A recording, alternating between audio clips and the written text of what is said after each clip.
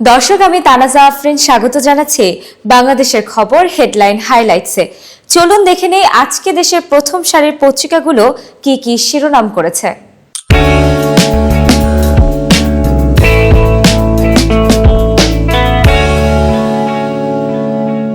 শুরু করছি বাংলাদেশের খবরের শিরোনাম দিয়ে।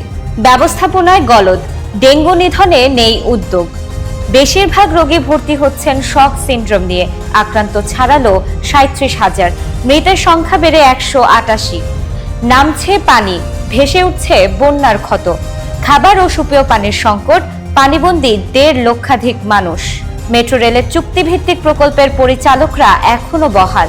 খোলা বাজারে ডলার 125 টাকা, আগের দামেই বিক্রি করছে ব্যাংক। বাংলাদেশের খবরের শেষের পাতায় রয়েছে মাতারবাড়ি গভীর সমুদ্র বন্দর প্রকল্প, ব্যয় বাড়ল 6,574 কোটি। 17,777 কোটি 16 লাখ টাকা ব্যয় ধরা হয়েছিল। 24,381 কোটি টাকা মোট ব্যয় দাঁড়ালো। জাপানের অর্থায়নকে প্রাধান্য দেবে সরকার প্রকল্প বাস্তবায়নে।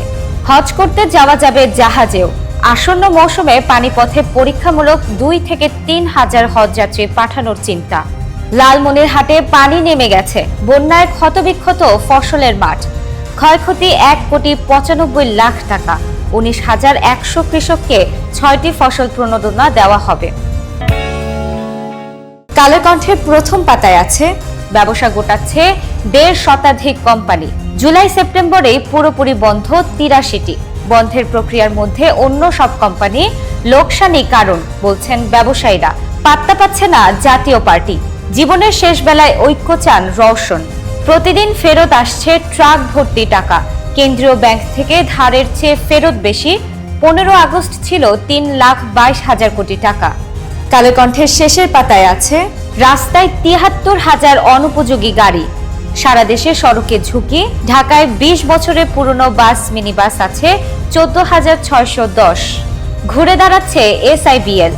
2 মাসে আদায় 794 কোটি টাকা।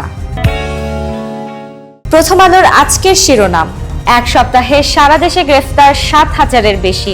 পুলিশ ও র্যাবের অভিযান। অন্তর্বর্তী সরকার গঠনের 2 মাসের মাথায় এসে আসামি গ্রেফতারে পুলিশের তৎপরতা কিছুটা বেড়েছে। সংস্কারের জন্য সবাই ঐক্যবদ্ধ হন, এই সুযোগ আর আসবে না, জানিয়েছেন ডক্টর মোহাম্মদ ইউনুস। ইসরায়েলের বিভিন্ন শহরে পাল্টা হামলা হিজবুল্লাহ ও হামাসের। প্রথম আলোর শেষের পাতায় রয়েছে 11টি বেড়ে সুন্দরবনে বাঘ এখন 125। আজ মঙ্গলবার বন বিভাগ থেকে আনুষ্ঠানিকভাবে বাঘের সংখ্যা এবং এ বিষয়ে প্রতিবেদন প্রকাশ করা হবে। বাঘের সংখ্যায় 2004 সালের জরিপে 440টি, 2015 সালে 106, 2018 সালে 114 এবং 2024 সালে এসে তা দাঁড়ায় 125-এ। মাইক্রো RNA গবেষণায় চিকিৎসার নোবেল। বাংলাদেশ প্রতিদিনের প্রথম পাতার শিরোনাম, বিশ্বের প্রভাবশালী মুসলিমের তালিকায় ডক্টর মোহাম্মদ ইউনুস। বিশ্বের সবচেয়ে প্রভাবশালী 500 মুসলিম ব্যক্তিত্বের তালিকায় স্থান পেয়েছেন অন্তর্বর্তী সরকারের প্রধান উপদেষ্টা ডক্টর মোহাম্মদ ইউনুস। তিনি তালিকায় শীর্ষ 50 ব্যক্তিত্বের মধ্যে রয়েছেন। সবার টার্গেট 300 আসন। ছোট বড় অনেক দলেই নির্বাচনী ভাবনা। 5,000 কোটি লোপাটে এক জুটি। এছাড়া বাংলাদেশ প্রতিদিন শেষের পাতায় দিয়েছে কি যে মধু বর্জ্য বিভাগে মোট অঙ্কের ঘুষ দিয়ে দৈনিক মজুরি ভিত্তিক চাকরিতে নিয়োগ।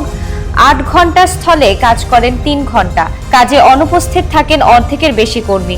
একই পদে অন্য সংস্থায় চাকরি করেন অনেকে। অনেক পণ্যেই দামের রেকর্ড। দেশে কয়েকদিন ধরে থেমে থেমে বৃষ্টির প্রভাব পড়েছে রাজধানীর কাঁচাবাজারে। জনপ্রতি 15 লাখ টাকা ঘুষ। নিম্ন আদালতে নিয়োগ। সমকাল শিরোনাম করেছে রাজধানীর সড়ক বেহাল, চলাচলে নাজেহাল। খানাখন্দে চলা দায়, সামান্য বৃষ্টিতেই জলাবদ্ধতা। ঠিকাদার পাওয়া না গেলে হবে রিটেন্ডার, জানিয়েছেন প্রধান নির্বাহী। স্বপ্ন দেখানো কল্পলোকে যেন কেনা দুর্ভোগ।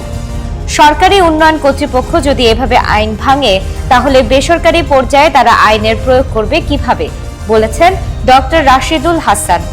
অন্তর্বর্তী সরকারের 2 মাস। ঊর্ধ্বমুখী বাজারের কারণে চ্যালেঞ্জে সংস্কার উদ্যোগ। পাবলিক টয়লেটেও দখল। ক্ষমতায় পালাবদল। ঢাকায় 2টি দখল। পরিচালনায় সমন্বয় পরিচয়ে 1 জন। 23টি টয়লেটের নিয়ন্ত্রণ চান ছাত্রদল পরিচয়ে 2 ব্যক্তি। চট্টগ্রামে দখলের চেষ্টা বিএনপি পন্থী ঠিকাদারের। সাবেক মন্ত্রী নারায়ণ চন্দ্র ঘুষ দুর্নীতির মহারাজ। নদী ও জমি দখল করে ইটভাটা নির্মাণ, শিক্ষা প্রতিষ্ঠান থেকে আদায় কোটি কোটি টাকা, কলকাতায় বাড়িসহ বিপুল সম্পদের তথ্য। সমকালের শেষের পাতায় আছে শুভ লংয়ের শুভ উদ্যোগ। সম্প্রতি ধরে রাখতে বছরের পর বছর আমরা কাঁধে কাঁধ মিলিয়ে চলি, জানিয়েছেন তরুণ জ্যোতিক চাকমা। কোনো সমস্যা দেখা দিলে তাৎক্ষণিক সমাধান করা হয়, জানিয়েছেন আবুল কালাম। প্রতিযোগীদের চেয়ে বেশি কমেছে পোশাক রপ্তানি। মার্কিন প্রতিষ্ঠানের পরিসংখ্যান। গত সরকারের সময় যুক্তরাষ্ট্র ও ইউরোপের সঙ্গে কূটনৈতিক টানাপোড়েনের প্রভাব। শেরপুরে কমছে পানি, স্পষ্ট হচ্ছে ক্ষত। খাবার ও সুপেয় পানির সংকট, নারী শিশু বৃদ্ধ সহ 9 জনের মৃত্যু। ময়মনসিংহে পানিবন্দী 33,000 পরিবার। যুগান্তর শিরোনাম করেছে প্রত্যাশা পূরণে আশাবাদী। জনগণের প্রত্যাশা নির্বাচন ও সংস্কারের রোডম্যাপ, জানিয়েছেন খন্দকার মোশাররফ। নিষ্ঠা চেষ্টা নিয়ে প্রশ্ন নেই, অভিজ্ঞতা দূরদর্শিতার ঘাটতি দেখছি, জানিয়েছেন সাইফুল হক। স্বস্তি সংস্কার উদ্যোগে, অস্বস্তি বাজারে। মূল্যস্ফীতি নিয়ন্ত্রণ সবচেয়ে বড় চ্যালেঞ্জ। নতুন কর্মসংস্থানের জন্য বাড়াতে হবে বিনিয়োগ, মন্তব্য বিশ্লেষকদের। বিতর্কে ম্লান জনপ্রশাসন মন্ত্রণালয়ের অর্জন। জনপ্রশাসন সংস্কারে কমিশন গঠন, সচিবের ঘুষ গ্রহণের অভিযোগ তদন্তে 3 উপদেষ্টা। ডিসি নিয়োগে লঙ্কা কাণ্ড। 15 লাখ কর্মচারীর সম্পদ বিবরণী জমার নির্দেশ। সরকারি চাকরিতে প্রবেশের বয়সসীমা নির্ধারণে কমিটি গঠন। ইমেজ সংকট কাটিয়ে ওঠার চেষ্টায় পুলিশ। এছাড়া যুগান্তরের শেষের পাতায় আছে শাহজালাল ফার্টিলাইজার, আত্মসাতের টাকায় জমি 299% ফ্ল্যাট 4টি। 38 কোটি টাকা আত্মসাতের তদন্ত করছে সিআইডি। বিভিন্ন এলাকার জমি ও ফ্ল্যাট জব্দ করেছেন আদালত। একই ঘটনায় পৃথক 26 মামলায় তদন্ত করছে দুদক। সংশোধনী প্রস্তাব ফেরত মন্ত্রণালয়। চিলমারি বন্দর প্রকল্পের ভাগ্য অনিশ্চিত। 100 কোটি টাকা বৃদ্ধির যৌক্তিকতা নিয়ে প্রশ্ন। 3 বছরে অগ্রগতি মাত্র 8%, খরচ 7,74,00,000 টাকা। স্মরণ সভায় বাবা, আবরারের মতো কেউ যেন নির্যাতনের শিকার না হয়। খুনিদের দ্রুত ফাঁসি কার্যকর চান মা রুকিয়া খাতুন। ছাত্রলীগের হামলায় মরে গেলে আবরার, বেঁচে থাকলে হয় শিবির, জানিয়েছেন হাসনাত। বাংলাদেশ নিউজ শিরোনাম করেছে government moles cutting duty on rice import two টেম prices. In this situation, the government aims to control prices and stabilize the market through rice imports. An initiative is underway to reduce the import duty on rice. ECNEC approves 11,560 crore rail-cum-road bridge construction project at Kalurghat.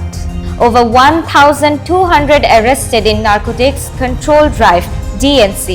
Hindu community takes final preparations for Durga Puja across country. Motorcycles involved in 43% of Bangladesh road accidents in September.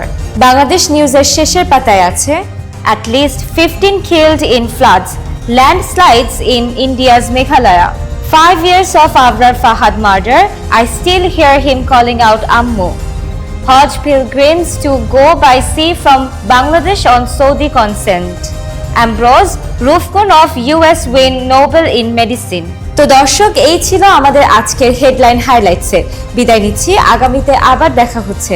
সে পর্যন্ত বাংলাদেশের খবরের সাথেই থাকুন।